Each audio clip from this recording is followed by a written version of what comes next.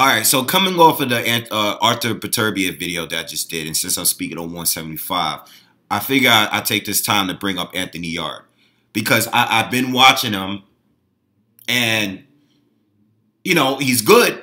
There's a lot of potential there. Understand he hasn't been boxing that long. All right, if you include his amateur fights with his professional fights, he's probably got like 30 fights. So I understand that, but it's clear that there's a lot. I mean, he's talented for the small amount of time he's been boxing. All right, so he excels. He's definitely a natural. All right, we figured that out. But the people that he's fighting, and I'm not saying anything new here, they're not gradually increasing the skill set of these fighters. His opponents are still bad. He fought a couple of decent guys, but for him to have 17 fights in, and a fighter he fought a few weeks ago, and I'm like, this guy he's fighting is like a junior middleweight, and I'm like, what the hell? What is this going to do for him? He's just going to punch this guy, and that's it. And I don't want a guy with a padded resume. You got 17 fights in. You got guys like Josh Taylor, and that don't have that many fights. You got, you got Usyk. I understand these guys. Some of these guys are better amateur backgrounds. I understand that. All right, I get that. But what I'm saying is, as you're fighting, let's stepping up a little bit. Let's take baby steps. If you want to build this guy, let's take some baby steps. Let's not take a baby step, then take 3 steps back. That's what I see. Like, I see certainly some of the opponents he's facing, it's like so random. I'm like, what are they doing here?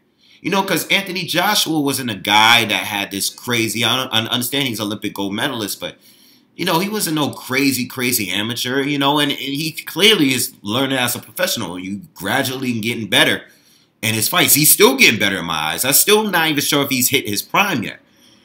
But with this guy, Anthony Yarde, and I see he got the Adidas deal, and, all that stuff is cool.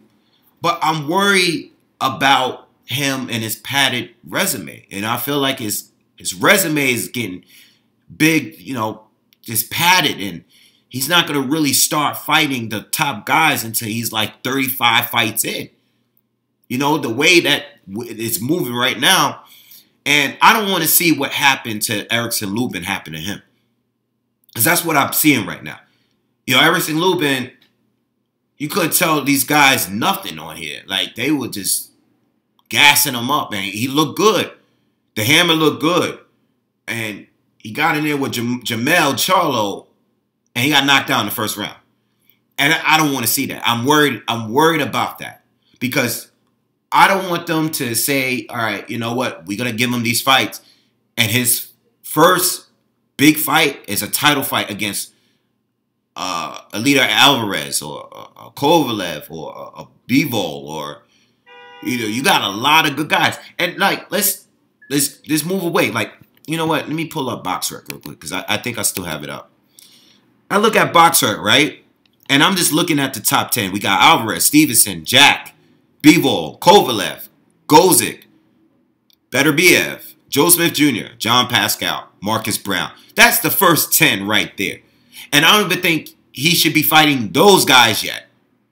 He should be fighting below that. But if you even go further here, some of these guys that are below them are dangerous still. Barrera, still dangerous.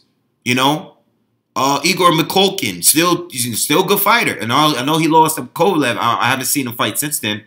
But I don't know what he's doing. But good fighter. You got guys like, Blake Caparello. That's a guy he should face. You got Isaac Chilemba. This guy that is a good boxer, much better than the guys he's been facing. You got Edwin Rodriguez, La Bamba. He's still around. Big puncher. And these are guys that he's on BoxRec, according to BoxRec, he's ahead of these guys. You got, who else we got here? We got Shabransky still out there. We got Callum Johnson, just lost to Beterbiev. Dangerous puncher. keep going further. You know, we in the 30s now. I'm looking at guys. Sean Monaghan. He's a guy that, you know, he probably should have fought a few fights ago. Guys like that, he should have fought a few fights ago. You got Thomas Williams Jr., who's another dangerous opponent. You know, but these are the guys he should be fighting right now. You know, I'm in the 30s, 40s now as far as BoxRec rankings, you know. And these are the guys that I'm really, really familiar with that I just named. So with that being said, we need to get some of those fights in before they shoot them up to a title fight. And they may be doing that. I don't know. But 17 fights in, that guy he fought a few weeks back, those are not the guys he should be facing anymore at no point in his career. He shouldn't be fighting these guys no more. Those guys that that guy he just beat, that should have been like 10 fights ago. This is when he should have been fighting guys like that when he was 7-0, 6-0, if anything. It shouldn't. Once he got to 10, we already saw it. Like, yo, this guy's really good. Like, you know, what are we doing here? Let's start upgrading. He needs to get touched. You know, he needs to feel some pressure. You know, he has to go into the fight. He gets these fights. You watch the fights, and he's so, like, he's juicing in confidence. And it's like, you know why he's so confident, because he's fighting some trash. You know, he's coming, his whole swagger.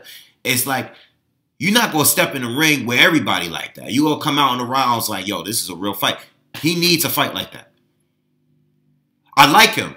I want him to succeed. Seems like a very nice guy. You know, I watch his interviews. Seems like a cool dude.